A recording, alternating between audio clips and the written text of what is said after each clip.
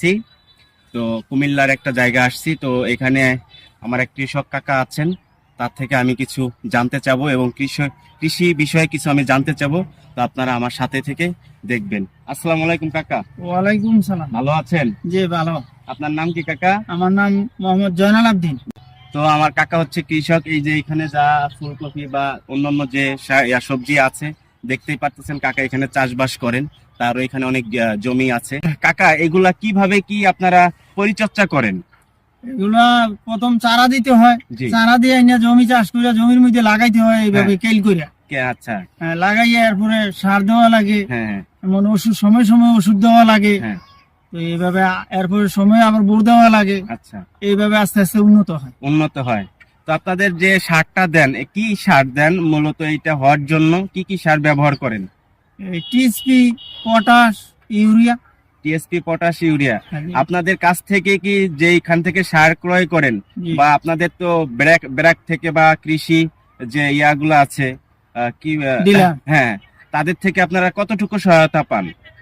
তারা এই যে ডিলারের দোকান থেকে আমরা কিনে আনি আমরা জমির মধ্যে দেই। হ্যাঁ, তো সারের দামটা কি আপনাদের কাছ থেকে কি যে সরকারি যে নির্ধারিত একটা দাম আছে সেই দাম অনুসারেই কি রাখে, না তার থেকে আপনাদের কাছ থেকে বেশি রাখে? এই এখন 1700 টাকা বস্তা রাখে। 1700 টিএসপি 1700 টাকা বস্তা রাখে। রোপণ করেছেন, জি। তো এর থেকে কি আপনারা কতটুকু লাভবান হন না লোকসানে যায়? আপনারা তো মেন কৃষক। জি। আপনারা বাজারে যেই দামে বিক্রি হয় সেই দামটা আপনারা পান না। এই নিয়ে কিছু কথা বলেন যে আপনারা কতটুকু লাভবান হন। আপনারা তো অনেক পরিশ্রম করেন এখানে আপনাদের অনেক ঘাম ঝরে, তো সেই দাম এরকমই থাকে। আমরা ঢাকা শহরে অনেকেই কিনে থাকি 60 থেকে 70 টাকা করে পিস, এবং কেজিও কিনে থাকি। ফুলকপি কেজি হিসেবে অনেকে বিক্রি করে। তো কৃষক যারা মূল কৃষক তারা কিন্তু এরকম দাম পাচ্ছে না, বা কখনো পায়ও না। আজ পর্যন্ত দেখিনি যে মূল কৃষক বেশি দামে দাম পাচ্ছে, কিন্তু ইনাদের থেকে কম টাকায় কিনে নিয়ে বাজারে বিক্রি করতেছে বেশি দামে। তো আপনারা দেখেন, আমি একজন কৃষকের সাথে কথা বলতেছি, তারা এর থেকেই তাদের পরিবার চলে এবং এইখানেই পরিশ্রম দেয়। তো আমি দর্শকের কাছে আমি জানাচ্ছি যে কৃষক যেন সুন্দরভাবে থাকতে পারে, তারা যেন একটু বেশি দামে বিক্রি করতে পারে। এই বেশি দামে বিক্রি করলেই তাদের পরিবার নিয়ে বা তাদের যে খরচ হয় আদারওয়াইজ তাদের ওই খরচটা উঠে যায়। কৃষকই হচ্ছে সমাজের মেরুদণ্ড। সেই কৃষককে আমরা যেন মূল্যায়ন করি। আমরা অনেকেই কৃষককে মূল্যায়ন করতে চাই না। এই কৃষি নিয়েই তারা কাজ করে, আর এই কৃষি আহার হয়। তো আমরা কৃষককে ওইভাবে মূল্যায়ন করব।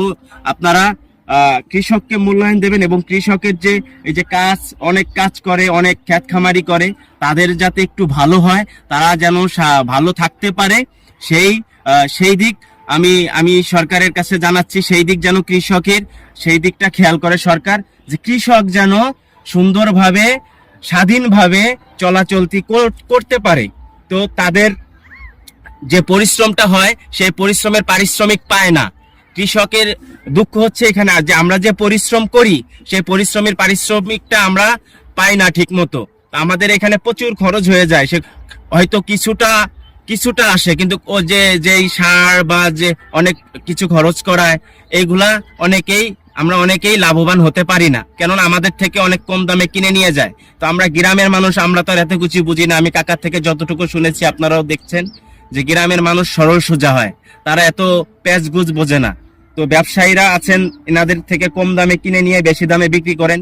কৃষককে প্রায়োরিটি দেওয়া শেখেন, এবং কৃষকই জাতির, আমি আবারও বলতেছি, কৃষকই সমাজের মেরুদণ্ড। এই কৃষককে সবাই মূল্যায়ন করবেন। ভালো থাকবেন, সুস্থ থাকবেন। এবং আমার কাকা দেখতেছেন, কাকা কৃষক, এবং এইখানে টমেটো আছে, ফুলকপি আছে। একটু সাইডটা ঘুরেই দেখেন ক্যামেরাম্যান, একটু সাইডটা ঘুরেই দেখান। হ্যাঁ, এখানে অনেক কিছুই আছে। তো যাই হোক কাকা, ভালো থাকবেন, এবং ইনশাল্লাহ দোয়া করি যে আপনার যে কষ্টটা করেছেন এই কষ্টর সাফল্যতা আপনি পান। আল্লাহর কাছে এটাই দোয়া করি।